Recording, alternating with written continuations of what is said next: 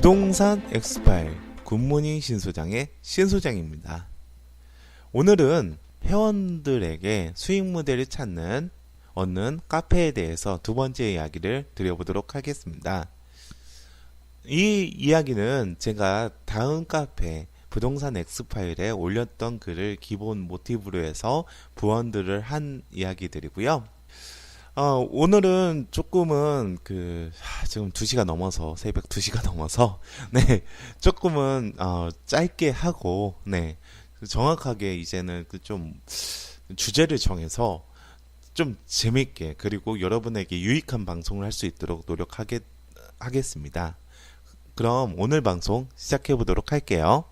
부동산 엑스파일은 진실이 밝혀지는 그날까지 계속됩니다.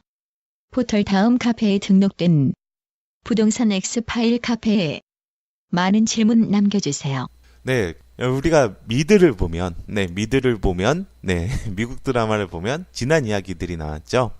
네, 지난 이야기를 요약을 간단하게 하자면 제가 부동산 등기부 깊이 보기라는 방송의 실제 투자 사례를 부동산 등기부 등본을 보면서 어떻게 파악할 수 있는지에 대해서 간단하게 이야기를 드렸는데, 부동산 투자는요,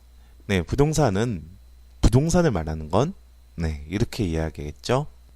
바로 지식입니다. 제가 부동산 투자를 여러분에게 권유하지 못한다는 건요, 이유가 한 가지입니다. 지식이 부족하기 때문이죠. 전에 제가 방송에 한번 들어보시면 좀 어려워요.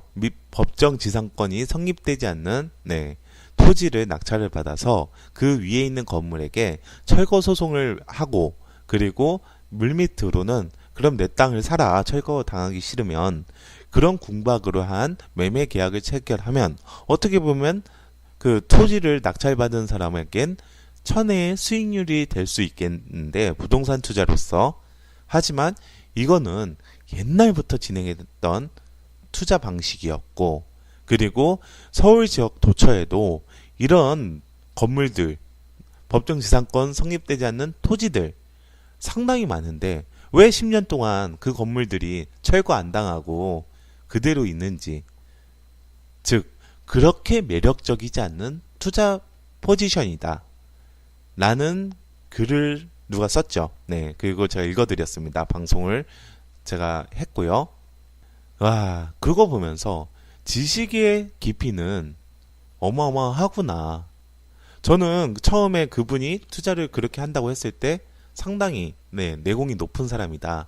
돈을 잘 벌겠구나 라고 생각했지만 그 수익 모델, 제가 대단하다고 생각한 수익 모델 자체도 실질적으로 팩트 관계는 살펴봐야겠지만 그 팩트에 근접한 이 실제 관계에서는 그렇게 수익 모델이 매력적이지 않다라는 것은 시장 상황에 대한 지식이 결여가 될 수 있다는 얘기죠.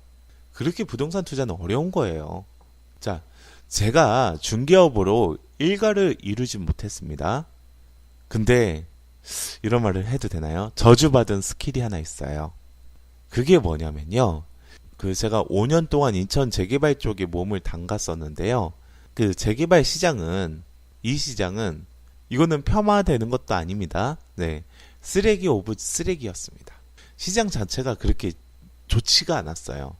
여러분, 분양권 시장 예를 들어 보면 신도시에 아니면 구도시 중심지에 분양사무소 딱 멋들어지게 하고 있죠. 그리고 신도시 같은 경우에서는 더 그렇습니다. 주변에 깨끗하게 웬만큼 조성된 신도시에 모델하우스 딱 있죠. 좋죠. 그리고 그 주변에 있는 부동산들도 월세 한 300에서 500만 원 정도 내면서 깔끔하게 있죠. 근데 아파트 분양권 시장은 정말 더럽습니다. 백조 같은 느낌이에요. 물 위에 있는 백조. 그렇죠. 우리 넘버 3 영화에 나왔나요? 위에는 상당히 고상한데 아래에서는 그냥 오리발을 그런 시장 같아요. 제가 볼 때는 분양권 시장은요. 그렇게 따지면 재개발 지역은 그냥 미운 오리 새끼가 그냥 오리발을 막 그거랑 똑같다고 봅니다. 미운 오리 새끼가 그냥 똑같이 그냥 오리발을 막 하는 그런 시장이었습니다. 특히 인천 지역이 더 그렇다는 얘기를 들었어요. 제가 경험을 해보면서 이런 말씀을 드리기는 좀 그런데, 네, 여하튼 상당히 지저분합니다. 뭐 인천 재개발 부동산 중개사분께서 아니거든? 이라고 말하진 않을 거예요. 저는 30년 된 2층 부동산에 진짜 2층 부동산은 2층 컨설팅이라고 써 있습니다. 가보면 상당히 지저분해요. 그리고 뭐 한 60년대, 70년대 있을 법한 인테리어가 있습니다. 거기는 항상 우리가 시트지로 뭐 토지, 뭐 여관 그런 거를 붙여놓거든요. 컨설팅 업체. 그것도 되게 오래돼 가지고 다 이렇게 갈라져 있어요. 글자들이. 그게 좀 이렇게 정형화가 돼 있죠. 거기는 상당히 그렇습니다. 진짜 안 좋은 물건들, 그러니까 위험한 물건들 그냥 투성이라고 보면 돼요. 그리고 도장도 잘 안 찍어요. 도장을 찍으면 그 중개사분이 한 분은 있어야 되죠. 네. 근데 그분이 내가 거기 갔을 때 중개인인지 중개사인지는 모르겠어요. 네, 중개인이셨을 거예요. 그래서 아마 타 지역은 못할 것 같은데, 다른 시도 지역은 못할 것 같은데, 네, 그 중개인 분께서는 한 70대가 넘었죠. 그래서 문제가 생겨도 난 상관없어. 왜? 오늘 내일 하거든. 이런 건, 죄송합니다. 네. 그 정도, 진짜, 뭐, 나는, 뭐, 자격증이 날라가도 좋다. 수준의 그런 계약들도 상당히 많이 하시더라고요. 그게 우라방이라고 하더라고요. 그게 일본 용어 같은데, 우라방 찍으면 20만 원을 줘야 된대요. 도장값을. 근데 20만 원이면, 네, 거기도 규모가 상당히 컸었으니까. 그래서 거기는 교환도 많이 하고, 진짜 부동산의 쓰레기라고 하죠. 뭐, 교환도 상당히, 내가 빌딩을 한 채 가지고 있었는데, 교환 몇 번 해보니, 내 손에 있는 건 흙 한 줌뿐이 없다더라 하는 게 교환의 이야기죠. 네. 교환 전문 부동산 분은 거기는 진짜 정도로 가기가 상당히 힘들어요. 그 업계 자체가. 물론 정도로 가시는 분이 있겠죠. 그런 쪽에 정도로 가시는 분은 네, 상당히 진짜 존경할 만한 분입니다. 지금 인간 문화재 같은 분입니다. 그런 분들은. 진짜 그런 분들이 책을 쓰고 강의를 하고 그래야 되는데요. 쓸데없이 제가 뭐 이렇게 방송이라고 하고 있네요. 여하튼 그 지역에서도 네, 제가 도장을 공동 중개를 한 적이 있었고요. 그리고 저는 카페로 투자자를 유치를 했었어요. 예전에 재개발 카페로 투자자를 유치를 했었고 중간 브로커 형식으로 진짜 저한테 1,000만 원을 감아서 원래 매매가에 1,000만 원을 감아서 저한테 준 적도 있어요. 그것을 3번 저한테 적발이 됐어요. 원래 이게 부동산이라는 게 인정 가격이라고 하거든요. 내 어플라이션이라고 뭐라고 해야 되나? 이건 미국이에요. 미국은 매도인한테만 수수료를 받잖아요. 그거 같은 거예요. 그냥 난 내 손에 8천만 원만 쥐어줘. 나머지는 너 다 가져. 그런 게 인정이라고 하거든요. 그러니까 매도인이 인정을 했다라 해서 인정 가격인데 토지나 빌라들이나 그런 것도 인정 가격이 상당히 많고요. 그리고 아파트 같은 경우에서 인정 가격이 없습니다. 그거 잘못되면 잘못 소문이 나면 거기서 중개를 못하죠. 네, 그렇기 때문에 뭐 오피스텔이나 그런 데는 인정 가격이 잘 없는 편이에요. 아파트도 뭐 나올 아파트는 있을 수도 있겠죠. 네, 여하튼 저한테 1,000만 원을 인정을 한 거예요. 그 브로커가 부동산끼리. 이 부동산끼리도 상당히 그런 것들이 있어요. 그래서 제가 그거 적발이 됐으니까 제가 그분을 배제하고 물건지 진정한 물건지 자기 물건도 아니에요. 그래서 계약을 하니까 그거를 알고 그분이 진짜 낯 들고 저를 찾아왔습니다. 그 낯 있죠? 네, 무기를 들고 흉기를 들고 저를 찾아온 적도 있습니다. 네, 제가 그때 20대였는데 별의별 거를 다 겪어봤어요. 우리가 성남동 같은 경우에서는 저기 경인고속도로가 인천 지역을 남북으로 이렇게 가르거든요. 그리고 좌측으로 빠지죠. 서해 쪽으로 빠지죠. 근데 이게 경인고속도로가 상권축이나 주거축을 발전을 못 시킨다고 그때 인천도시개발연구원에서 이거를 간선도로화 시키자고 말을 했어요. 그때 당시에 안상수 시장이 그래 그러면 이거 간선도로 시키고 뭐 과자나 도화나 아니면 뭐 가정오거리 같은 경우 거점을 정해가지고 그 집중적인 개발을 하자. 지금 뭐 도화 거점까지 용현동도 뭐 인천 지역에서 가장 큰 건물이 있고요. 그런 식으로 이렇게 거점을 해서 진행을 하고 있는데 그때 당시에는 그 고속도로 바로 옆 50m 길이 50m 네, 50m인가요? 네, 그 정도 되겠죠. 네, 거기에도 개발을 하겠다고 했습니다. 간선도로를 만들면서. 근데 문제는 이게 그 건국 이래 가장 큰 돈이 되기 때문에 말도 안 되는 거였고요. 그나마 지금 그 조금씩 진행은 되는 것 같아요. 근데 그 간선도 그 경인고속도로가 아래로 이렇게 뼈대를 아래로 쭉 내려갈 때 좌측이 성남동이거든요. 근데 그 성남동이 그 상업 지역이 있었습니다. 많이 있었고 거기 빌라가 많이 있었습니다. 근데 그 빌라는 인천 지역에서도 가장 저렴하긴 빌라였습니다. 왜 그러냐면 그 소음이 상당히 많았거든요. 그 고속도로 소음이. 근데 거기에 가서 뭐 업계약서를 1억을 쓰고 파는 거예요, 그냥. 그런 게 비일비재했습니다. 그때 당시에는. 2006년도 이후야 당연히 실거래가 신고도 되고 이 업계약서는 당연히 불법이었고요.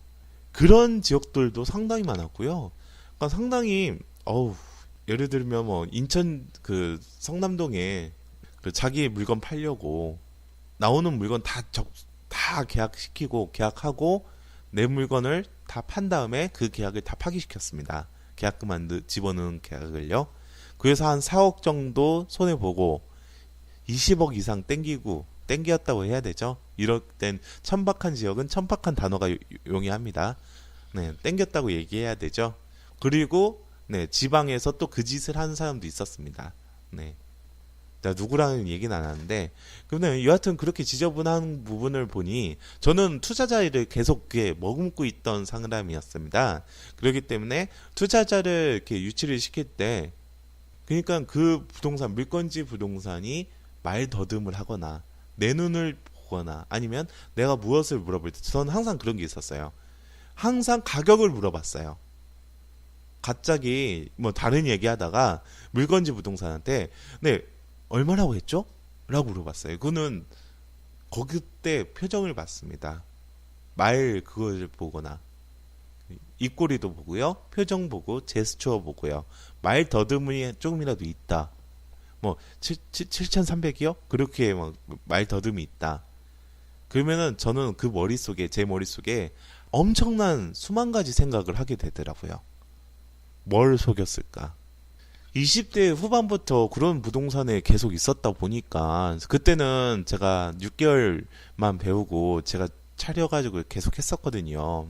그러니까 얼마나 그래서 제가 얻은 진짜 저주받은 스킬이 하나가 있어요. 뭐 사람 말을 들어보면 내공을 알게 돼요. 그리고 두 번째로는 누가 저한테 뭐 던져줘요. 제가 부동산 엑스파일하고 조금 맞는 게 저는 저한테 무엇을 투자를 할까요? 라고 물어보는 사람은 없어요. 뭘 투자해야 투자할 물건을 추천해봐. 그건 없고 이거 받았는데 이거 사기 아니야? 그런 걸 물어봐요. 저한테. 그럼 30분 안에 답이 나오거든요.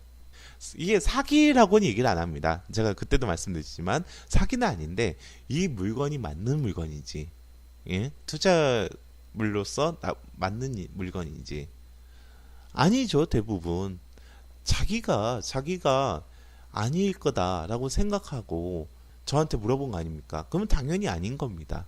계속 그렇게 오더를 받다 보니까 투자 타당성 검토나 물건에 대한 검토 그리고 그 행위자에 대한 검토를 받다 보니까 제가 부동산 투자회사나 강남에 있는 부동산 투자회사나 아니면은 투자 카페에 제가 좋은 편견이 가질 수밖에 없어요. 항상 문제가 있었기 때문에요. 그랬던 겁니다. 그렇기 때문에 누구 한 분은 내가 물론 내공이 없어서 모든 투자 카페를 둘러본 건 아니잖아요. 누구 하나는 성공을 했으면 좋겠습니다. 오히려. 이게 문제는 뭐냐면 시점적인 문제예요. 어떤 분은 예를 들어 보면 뭐 법정지상권 미성립 그분도 네, 그런 투자 패턴을 가졌던 분도 한 2008년도 5, 6년 동안은 괜찮았습니다. 네, 괜찮았던 걸로 알고 있고, 네, 그 2013년도, 14년도부터 갑자기, 네, 지금은 어떻게 되는지 모르겠어요. 포지션은 모르겠지만 그런 부분이에요. 그리고 제가 알는 뭐 지신 카페나 여러 가지 무슨 네, 그 진짜 뭐 지금 제가 막 모씨를 뭐 깐다라고 했는데 네, 네, 그거는 뭐 제가 죄송한 일이고, 네, 죄송한 일 아니고 뭐 네, 이유 없이 제가 뭐 저는 뭐 그분하고 상관이 없으니까 네, 그런 거는 그런 건데 그분보다도 훨씬 그 예전부터 크게 성공했던 혹은 크게 인지도가 있어가지고 이야기를 했던 사람들도 다 들어가 있어요. 다 들어가 있거나 문제가 생기거나. 네, 오늘은 진짜 넋두리 두 번째 방송을 했습니다. 그렇기 때문에 여러분께서는 투자 카페나 아니면은 투자 회사에서는 여러분을 상대로 수익 모델을 얻는 경우가 많습니다. 그게 가장 쉽거든요. 왜 그러냐면 저도 마찬가지예요. 저도 투자 카페를 해가지고 그 중개를 했죠. 저는 네, 중개사 자격증 걸고 했으니까 네, 그러니까 이 투자 카페 저한테는 제가 카페를 개설하고 네, 저도 어떻게 보면 투자 카페죠. 글을 쓰고 그리고 글들이 일간지나 아니면 지방지 뭐 그런 곳에 실리고 그리고 그 인용이 되고 네, 책에 뭐 인용이 되고 그런 때 보니까 충성도가 높아졌어요. 강의도 나가게 되고 네, 많이 나가지는 못했어요. 네, 그때는 워낙 바빠서. 근데 충성도가 높아졌는데 그렇게 보니까 저한테는 투자자가 항상 있었던 거예요. 그때 당시에 20대 후반에는 물론 제 직접 투자도 어마어마하게 했죠. 그러니까 충성도라는 건 무섭습니다. 그러니까 그 상대로 회원들한테, 네, 회원분들한테 수익 모델을 얻는다는 건요. 나중에 탈이 날 수밖에 없어요. 제가 봤을 때는. 물론, 제가 뭐, 우리 카페하고, 네, 저기 있는 그분 뿐만 아니라, 다른 부동산 카페, 부동산 투자회사 전부를 얘기를 한 거고요. 거기에 대해서 누가 성공을 해서, 이런 분이 계시군요 하면서 제가 제 생각을 고쳐먹을 분이 먹게 해줄 분이 생겼으면 하는 바람입니다. 네, 오늘은 회원들 상대로 수익 모델을 얻는 카페에 대해서 간단하게 이야기를 드려봤습니다. 부동산 엑스파일 굿모닝 신소장의 신소장이었습니다. 여러분 감사합니다.